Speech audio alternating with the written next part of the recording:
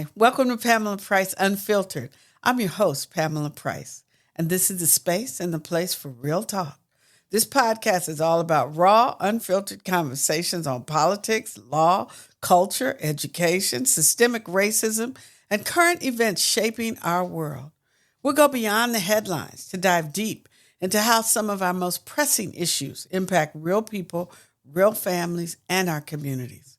My goal is to help you navigate the complexities of today's world. Each episode will tackle an issue, breaking it down in a way that's honest, informative, and actionable. We'll hear from community leaders, lawyers, activists, healers, educators, and everyday people on the front lines of change. For those tuning in for the first time, I'm Pamela Price, a longtime attorney, political activist, and champion for justice. Please subscribe to my YouTube channel to watch the show and to Substack to read the weekly word. Your support keeps the conversation raw and unfiltered. And you can also listen to Pamela Price Unfiltered wherever you get your podcasts. Welcome to the show. Let's talk about it.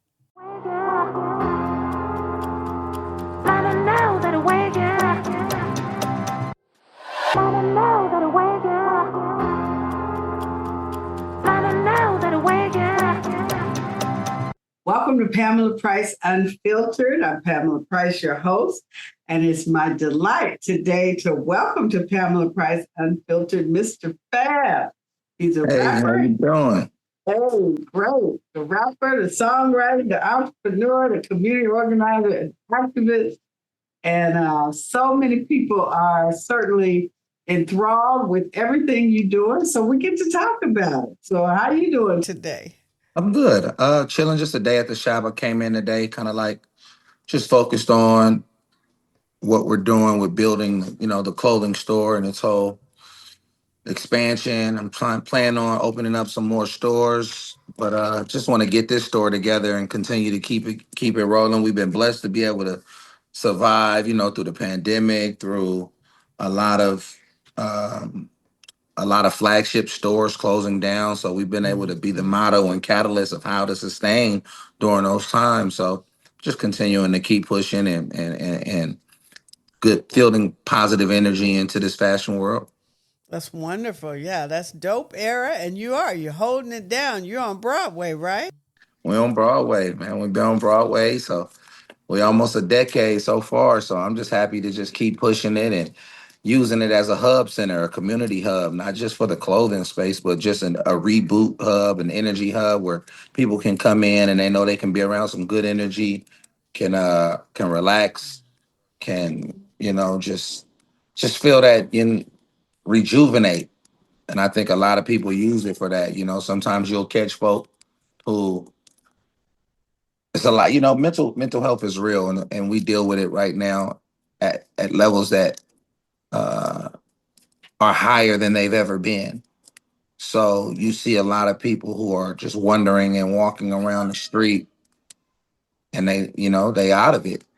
But for some, I won't say strange or weird reason, but they come here and they'll sit down and it's a safe space for them.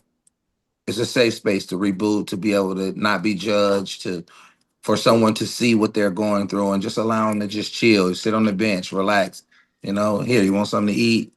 Put some, grab some clothes, throw these on. So, yeah, man, I'm so thankful that God is using me to do some of the work that we're doing.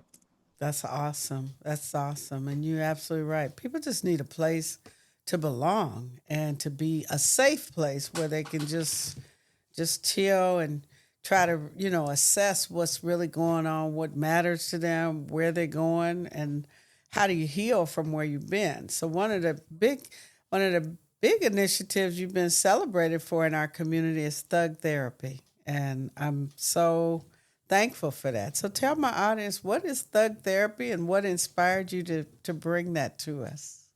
Well, that's the latest celebration. They've definitely showered me with enough love and a lot of celebrations that can last a few lifetimes. But the latest round of applause comes from um, the Thug Therapy, which is a mental wellness workshop that we've been able to curate. The Thug stands for teaching healing, uniting, and guiding in therapeutic form. So we're able to teach, we're able to heal, then we're able to unite, and then we can guide someone towards a trajectory in which would be positive affirmations. I think some of the feedback that we've been getting is there are people that they go to these therapeutic workshops, and you deal with folks that may be clinicians or maybe professionals or experts in that field. And sometimes the common folk, they feel pressured. They feel pressured because maybe they may not have the mental aptitude, or maybe they not have the emotional vocabulary to describe the sentiments that they're dealing with. Whereas when we're dealing with in our spaces, it's just, hey man, come as you are, be who you are, say, speak, do all that as you are. And we don't judge, we listen. But in the midst of us telling, hearing your story, we reveal the heal as well. So we're not in a position where we're coming from an expert position saying, yeah, we're healed and we're here to, do this and do that. No, we healing as well. And your testimony may be a part of our journey of helping us heal. So to get a chance to see brotherhood and sisterhood heal together as a collective, as Twan says all the time, it's a coalition, not a competition. And Right. so I'm not in any competitive sport with any of the clinicians or any of the. I actually recommend that they come out and to join the advocacy, and so some of the folks after they're done dealing with the brotherhood can actually go get some real professional expertise in that realm. So I encourage many of the clinicians and psychologists and therapists to come be a part of it, because it's something that's organic. It's based in the community. It's rooted by the community, and we're allowing the work um, to be effective, and it's very impactful. It's impactful because people continue to keep showing up. So, I use my celebrity contacts and my influence to go bring and bridge people together. So you'll see people like Marshawn Lynch. You'll see people like Ryan Coogler. You'll see people like many of the other people coming out, me sitting down with them. I've got a chance to sit down with the new mayor, Barbara Lee, and got a chance to sit down with several other individuals. And we just talk about what is therapy to you. Absolutely. And I love that you are a bridge in so many ways. And you're absolutely right. You people sometimes can the bridge there can be a bridge to the kind of professional therapy because everybody's not able to engage in professional therapy. Or some people are burnt out of professional therapy. They like, I done talked to too many people so many times. I don't want to talk to no professional no more. But they still need a place to heal and a place to vent and a place to learn. So that's such a valuable service that we can never appreciate you too much for that because our community is hurting so much. It's there's such a depth of need as you see over and over again. Tell us about some of the other things you do. I know you do the Thanksgiving turkey giveaway. You do giveaway for kids. I mean, you've been celebrated because you're doing the work. So tell, Do it for the celebrations, although it yeah. does feel good to be appreciated. I think there are many people that walk through life that do things that deserve to be celebrated, and they don't get a chance to receive or hear those round of applause or get those roses, so to speak. But to be able to actually be doing the work and to receive the roses is definitely a humbling experience. But I tell people all the time, I'm more focused on the healing than the headlines, and the healing, because the headlines can change, and we've witnessed that. The headlines can change with one disgruntled journalist or one member of the community or the village who may feel slighted, and next thing you know, it goes from Mr. Fab's backpack giveaway to what has a backpack ever done to help. Right. It's like wow. Right. So it's that easy to be lost in the headlines. um, you live for the cheers, you'll fall for the jeers. But Mm-hmm.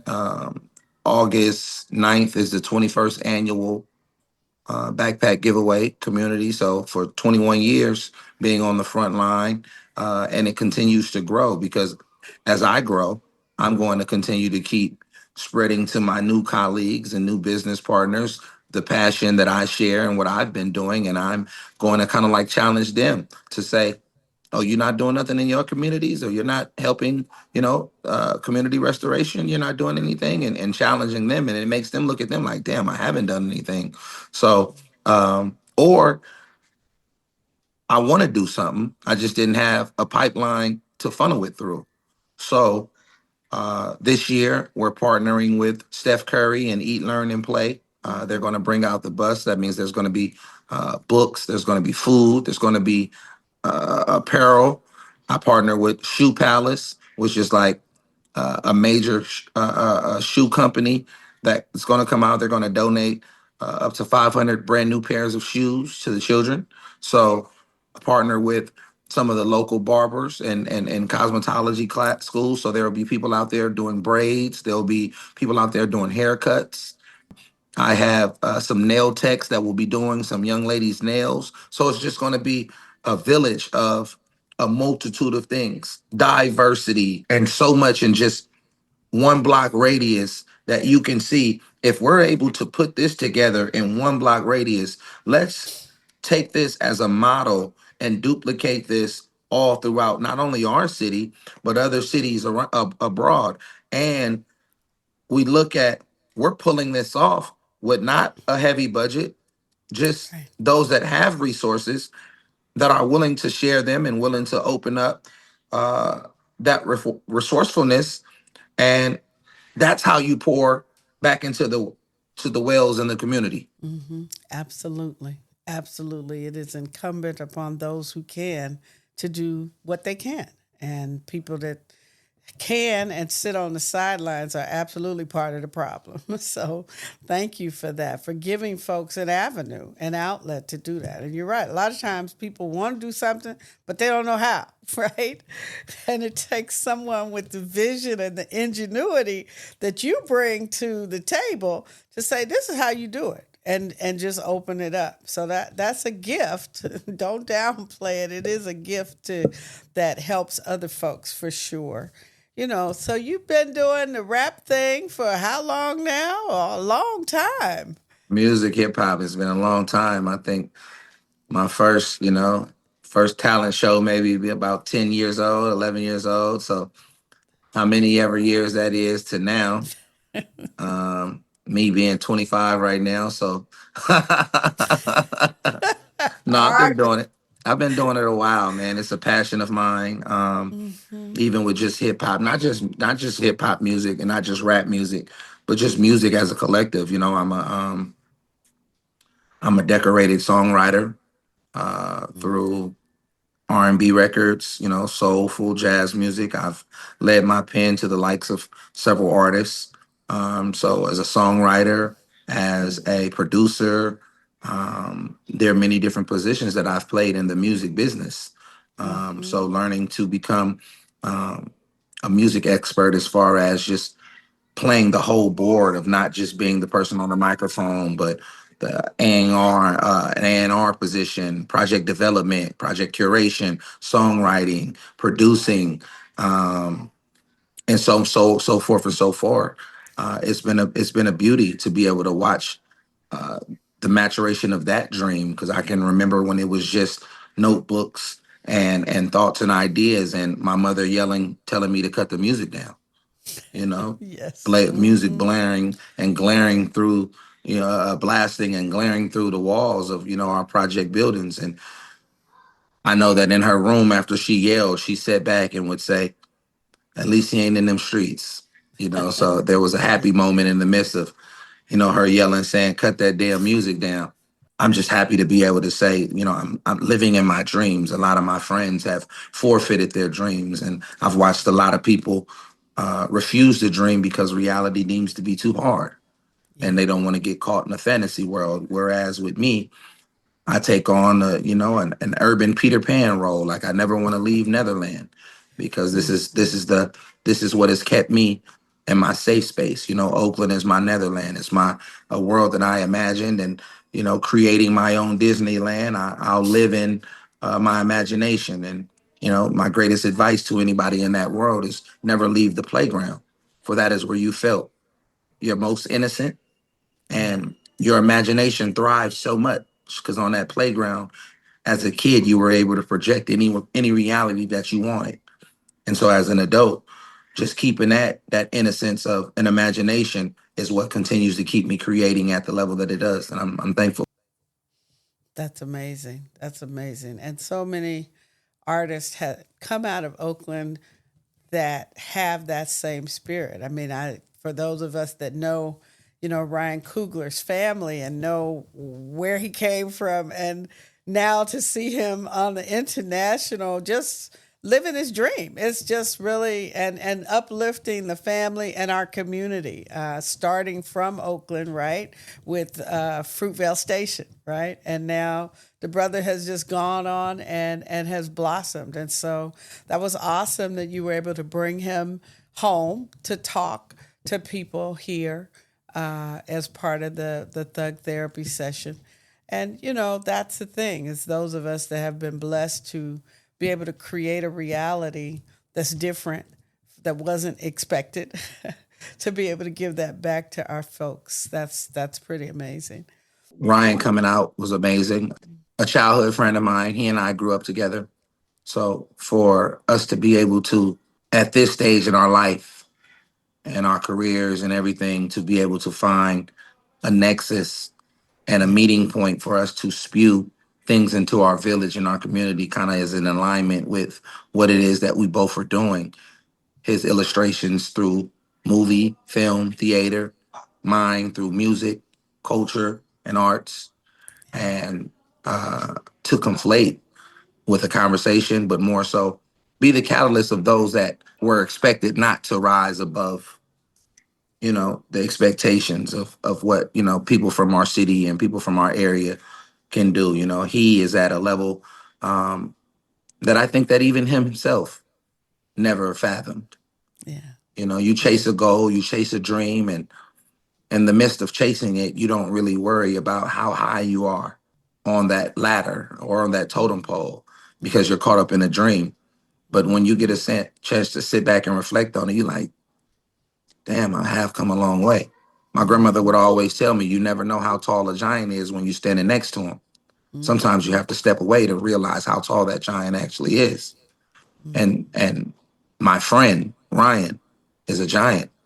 We've been doing this thug therapy for 2 years, and it takes for Ryan to come for one session, and the whole world is talking about it. I was like, it just made me remember, like, it made me remember, like, damn, Ryan's a giant. Like, you know what I'm saying? Like, my dog's a giant. But we don't look at each other like that, you know? We don't look at each other like that. But I'll Yeah. never minimize or marginalize who he is as a friend. I am thankful to know giants, for sure. Absolutely. Absolutely. Yeah. It's important that those we support each other in the things that we try to do. And I know that many people are so appreciative of what you do and and supporting you as much as possible. So I'm sure Ryan was like, "Yeah, sure, of course I'll come." I For wish it was sure. that easy. He, for a long time, he was like, hey, Stan, man, I don't talk in front of people like that, man. I'll do interviews, but I don't talk like that. So Mm-hmm. um, it was actually the wife that was like, hey, go do it. Like, you know what I'm Mm-hmm. saying? And we talked, and initially he was only supposed to do like, he was like, man, I got like 20 minutes, cuz like 30 minutes. And man, we set up and talked for like 2 hours Mm-hmm. because it just, Yeah. he saw that he was healing. Yeah. He saw that he was helping people heal. He was seeing how it was Mm-hmm. being received. He was, Mm-hmm.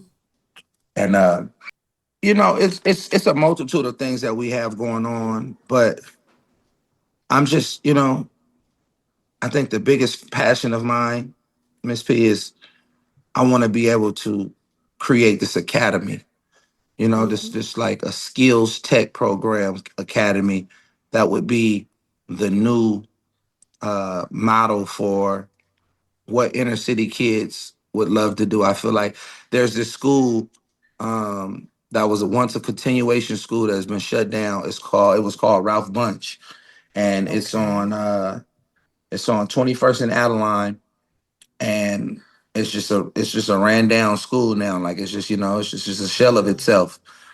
And of course, I think certain people in the city or construction companies want to build up, high rises or living stuff that where none of us can actually afford it. Right. Uh, but I feel like for us to push education, and I think that the influencers have to push it.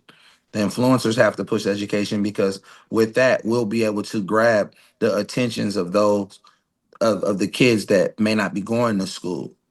You know, Mm-hmm. um, what has been socially and systemically engineered in our communities are they're creating these charter schools in our neighborhoods, and these charter schools are making our kids take assessment tests that are not only culturally biased, but they know that with the curriculum that's provided to them in their areas that they won't pass these tests. Mm-hmm. So many of our children are being excluded to having access to a better education, which is a part of the dynamics of educational apartheid, Right. and the same as the medical apartheid with the mental wellness and mental health and what we're doing with our children. So then they're forcing our kids to go to these schools on other sides of the town or low, the most inferior school and education. So they get the inferior education, inferior teaching, inferior everything about their schools. And then they have Mm-hmm. this new policy called No Kid is Left Behind, where they thought that they were doing people a favor by just passing our children through school. But in actuality, school, that time comes so fast. And now here it is, your child is in the 12th grade and he's just going to get pushed through. And Mm-hmm. either they're going to be down the road to Damascus or they're going to be on a road to content living where it's livable wages and not lovable wages. So they'll get the Yeah. most inferior jobs, the low hanging fruit of job training. So with the access to no job training that they've had. So why don't we create uh, institutions and spaces of curation that can help give our kids an advantage instead of us always being at a disadvantage. But now in today's time, these children are the most fearless that they've ever been. Mm-hmm. But Mm-hmm. fearlessness with no direction is leading down the road of destruction. Right. Absolutely. Yeah, for sure. And that's one of the things that, along with what you're saying, we often ignore where the unemployment rate in most major cities for black youth are, consistently triple, double what it is for other folks. And we don't, that has become normalized. So yeah, getting a job is just, you might not. It's 50-50 in a lot of places. So it's not the way. You got people out here that's working real good jobs and still can't afford to live. Like Right. you got people out here who county jobs, city jobs, making a nice amount of money if they were somewhere else, but still asking some other people to borrow some money to, help with their rent and stuff like that. So it's definitely, you know, mentally fatiguing to individuals that's going out saying, man, I did everything right. I try to do I did all, and I'm still on the other end of struggle. Like I say, Mm-hmm. I'm so thankful to be able to, be living in my dreams and my Yeah. dreams are are funded. Like, my dreams are funding this lifestyle and these dreams, but I can't do it alone. And I'd be the first to admit, yeah, we need, not necessarily help, but we need to be intentional on our ask and our requests. So when I go out and I spew to the community and to individuals, villagers, and people that I know that are of influence, like I say, man, let's be resourceful enough to start conflating our resources to build these gaps. Like, imagine if the Ryan Couglers of the world and the Steph Currys and the Marshawn Lynch, if we all poured into this academy and we gave resources to it, like the job can get done much faster and we can reach many more people. It'll be Right. so thick people be wanting to get in and we'll have to open up another, which is a good problem. Right. Right. But It's a if good you problem. create the model for, look, this is what we own, this is what we doing. Yeah. Like, wow, like what LeBron James has done in Akron, to me, should be the model for the rest of the world. Why aren't any more basketball players doing that? A Mm-hmm. school that creates a pathway to college and, teaching these kids, that to me, that's like I think that's one of the most unappreciated things that LeBron James has done to this to in this realm. Of course, he's a great basketball player, but this man actually, he and his friends actually created a school that pays for education, that'll pay for kids' colleges. I don't know the true details and everything about it, but to me, that's enough to motivate me to say I want to do that here. I heard that. I know Now, of that's course, I right. have nowhere near LeBron James' financial comfort, but Hmm. I feel like my hope, my dream, my passion is just as wealthy, if not more. And through that, claiming the life that you want to see. I know that it'll happen. And if it doesn't happen in my lifetime, I hope that I get a chance to plant the seeds to those after me can be able to say it did happen, to see that dream. I'm going to do my damnness to create it so I can actually see it. Yeah. Excellent. Excellent. You're right. Education is a game changer. Absolutely. And we have examples of There are people who have examples done that. There are for examples. sure. Yeah, for sure. So let's shift gears. I want to talk a little bit about the state of our community in terms of folks that are coming home. One of the pioneering programs that I initiated as a DA was reentry coupled with resentencing. And in California, people are entitled to be resentenced. CDCR has estimated it's about 40,000 people in the state. And I was told when I became the DA, there's at least 2,500 people from Alameda County that are eligible to be resentenced. So that's going to happen. It's supposed to happen. And at the same time, we've got a reentry community, but it needs to be strengthened. And we need it. It appears to be that we need to be better coordinated. Can you speak to what you see from your vantage point in terms of how folks return? Maybe they didn't do everything right in coming up, but they did their time, they paid the price, and now they're coming home. And what do we do? How are we doing on that? Well, my situation is a little different because I'm super impacted about some of the works that you've done. You Mm-hmm. actually helped bring my brother home who had been incarcerated for, I think this last one was 17 years, 17, 18 years, but 10 months he got out, he did 13 years, got home. He was only home for 10 months and then went did 17 years. So that's really 30 years. It's 30 years. Um, It's a lifetime. it's a lifetime, in 30 years. But him coming home through the resentencing program and through being reacclimated back into community, I think his situation was a little bit different because he had a support system coming home. He had a great support system. Unfortunately, some returning citizens don't have a brother that's boots on the ground doing a lot of the work with the access to friendships and relationships that I have that I was able to allocate. So I won't be naive to the point and talk about how yeah it works for everyone because some people just don't have that support system. Thankful that I was able to work and churning the ideas of this one day my brother could potentially come back home and we can create an ecosystem that he can live and thrive from. So he's been doing amazing. And his 8 to 9 months being home, he has a job, his own place of residence, he has his car, his license, he's working on getting his passport once he gets be able to return to get off discharging early to get off parole. And hey, man, he loves it. And there are other individuals that I've saw and that I've seen make a great adjustment because of the programs, utilizing these programs. But what we have to realize is you have to want to change. You have to want to change, and if given an opportunity to go out and go exude what it is and what's required to change. Yeah, everybody's not ready.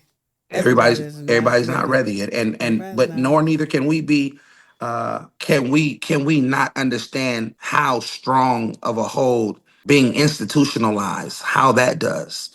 You take a man away from their home for so long and you force them to adapt to these barbaric ways of life, and then you throw them back in civilization.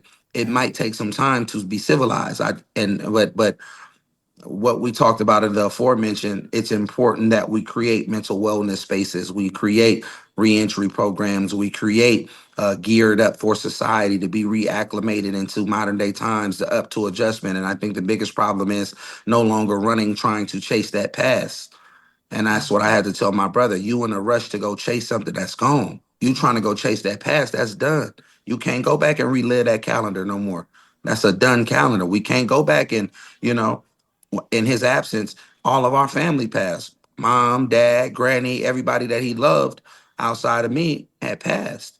Mm-hmm. And I think the sorrow and the mournfulness that one has, he begins to start feeling guilty. And I told him, man, you got to let that go. You can't have growth guilt. I think that's something that's not talked about a lot. And growth Mm-hmm. guilt is growing and not feeling guilty, growing and not looking back, growing and becoming comfortable with the new version of you. Yeah. And Yeah. so, to the brothers and sisters that are on the precipice of returning and resentencing, although this new administration is so against that for some reason, they don't believe in second chances, which is crazy to me because I know that somewhere along their life they've made a mistake that they wish that they could go do again. And and if they had an opportunity to replenish what it was that they destroyed, I'm pretty sure that they would do it again. It's so funny how people get into position and they just become void of any empathy and sympathy. And I'm not saying everybody should be released. I'm not saying all that, but a Mm-hmm. person at 17 or 18 who's 50 years old now, well, that's reviewable. So to Exactly. be able to bring these Mm-hmm. kids back in and get them back to mentor Mm-hmm. programs and stuff, you had a beautiful system. But when you become the solution, you become a problem. You become a You know, problem. when you That's create true. solutions to the problems, now you're the Mm-hmm. problem That's right. because they capitalize off the problems. And so Mm-hmm. they actually need the problems. They need inmates. They need incarceration. They need, they need these things because that's what pays their children. That's what pays their bills. That's how they're able to continue to curate, cultural nepotism. Meanwhile, we inherit being sorrow and the mournfulness of losing loved ones and Right. lost descendants and the disconnection with no parenting and no guidance Right. because our role models and our heroes have either been assassinated or have been incarcerated. So we are always on the losing end of that role until we have friends beyond enemies' lines. But once we get friends behind those lines, you have to understand you're preyed upon. And that's what we witness with you. We witness individuals that should have been rallying and petitioning to keep you in position because you spoke on the better half of our neighborhood and our elders and to replenish and reconnect our divided neighborhoods. But, Mm-hmm. everybody doesn't see it like that. That's true. That's true. Unfiltered. Unfiltered. All right. All right, Fab. Thank you so much for your time. I know you got 1,000 things to do, but I really appreciate you coming to Pamela Price Unfiltered and sharing your wisdom and your joy because you are just wonderful. And August 9th, where's that going to be happening at? It's at the Dope Air Playground, which is 996 44th Street in North Oakland. Uh, Right on. it's an all day event. It's completely free. You don't have to sign up. You don't have to do any of that. We will be having backpacks full of supplies, paper, pens, notebooks, all the tools and utensils that the children need. There will be free food. There will be free clothes. There will be brand new shoes. There will be haircuts, braiding, the whole everything to prepare our children to get ready to go out and feel the best that they can feel. My main thing, I think the word of the day for the event would be convivial for our children to be able to experience what convivial is, even if it's just for one day, to have Mm. that level of joy. And hopefully we set an example for people that are looking and can emulate this blueprint and spread it. Let's continue to keep going. This is our 21st annual. My sister and I, along with several other members of the community that have contributed and passionately been involved. So I'm just thankful, and that's just one of the many events that we have coming up, and that's the one I choose to talk about because it's a reflection of who I am and somebody that's just always putting community first. All right, then. Thank you so much. And back at you, my brother. Thank you so much. And certainly, anytime I can volunteer, contribute, whatever I can do to support you, you know you got that. It's all good. I love it, man. And hit me anytime you need me. It's much Yeah. love. And All right. I see you. I see you when I see you. All right, brother. Take All right, care. P. Bye. Okay. Bye bye.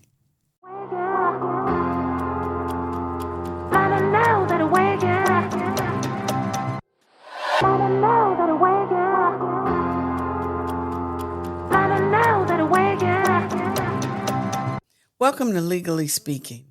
My guest this week was Mr. F.A.B, a generous philanthropist, activist, prolific rapper, and hometown hero.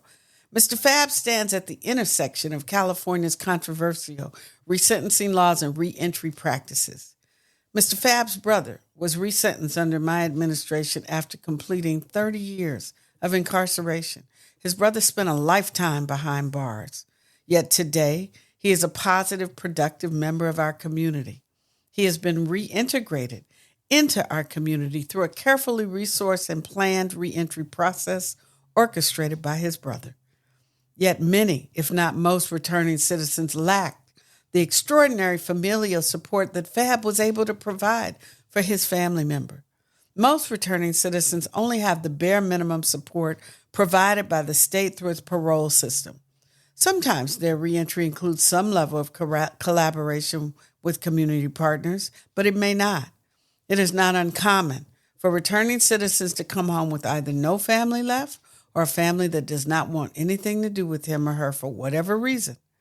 Too often, the reentry process is left to depend solely on the minimal resources of a family struggling to survive in under-resourced communities, more often than not on the shoulders of a Black mother.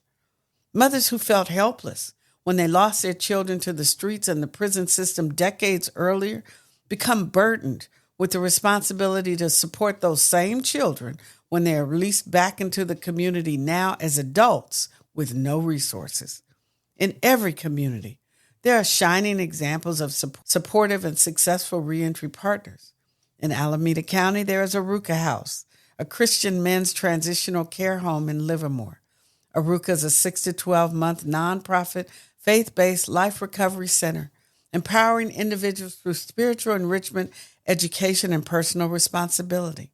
In Oakland, Ready for Life Housing Complex is part of Creating Restorative Opportunities and Programs, CROP, a nonprofit organization dedicated to helping people successfully return to society from prison.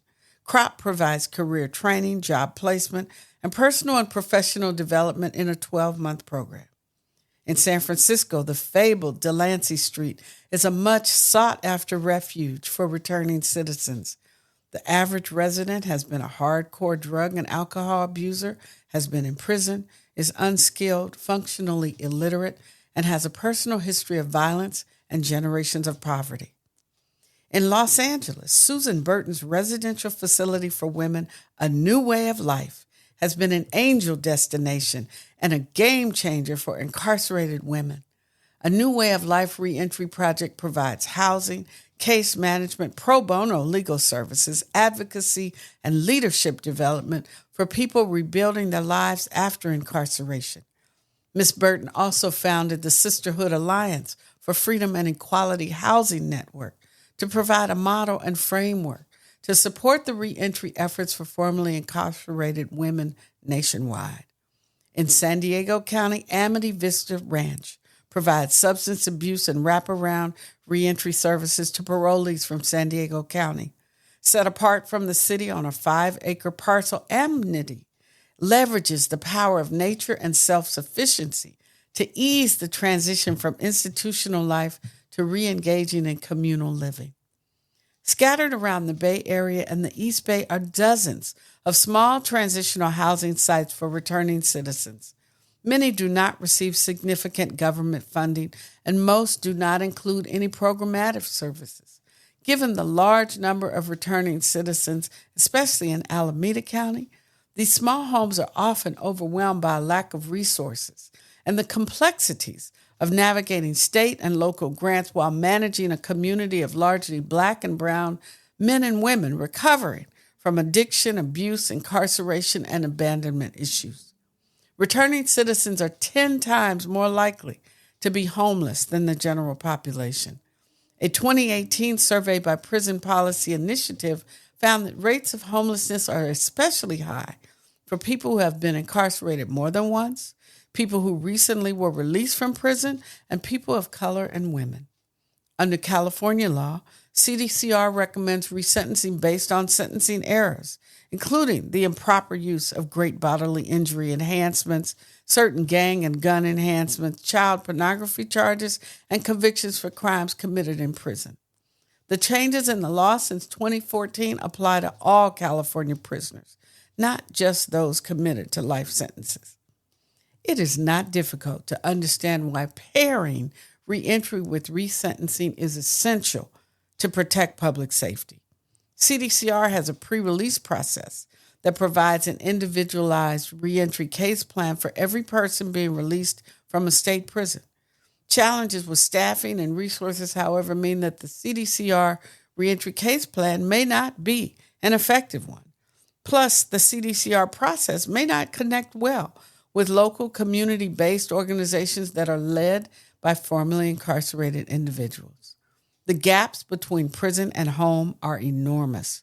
The gaps are even greater when a person is released from the local county jail at the end of a case without sufficient time for a successful reentry plan. As Alameda County District Attorney, I saw too many cases where a person served their entire sentence in the county jail and they were then released back into the community with no plan, preparation, or support. Too often, we saw folks who had serious mental health issues while they were incarcerated in Santa Rita, and those issues were no better when they were released.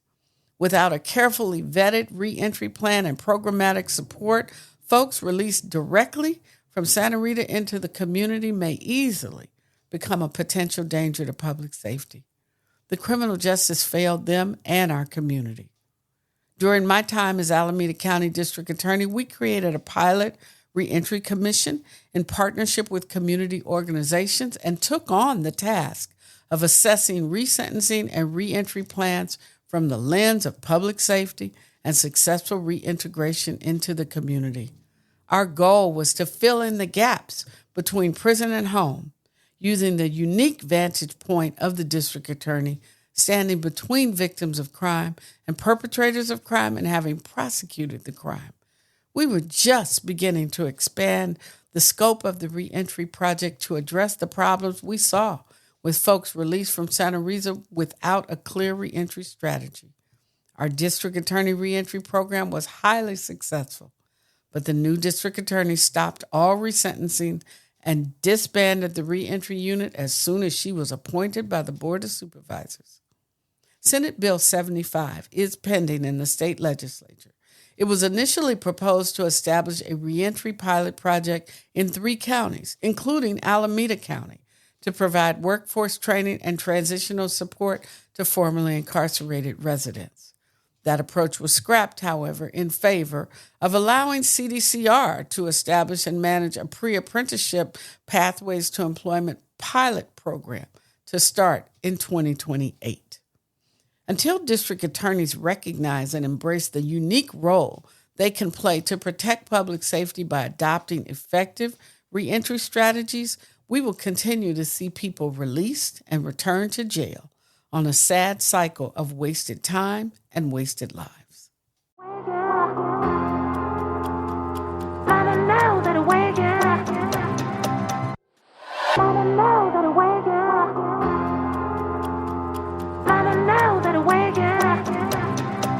Thanks for tuning in to Pamela Price Unfiltered.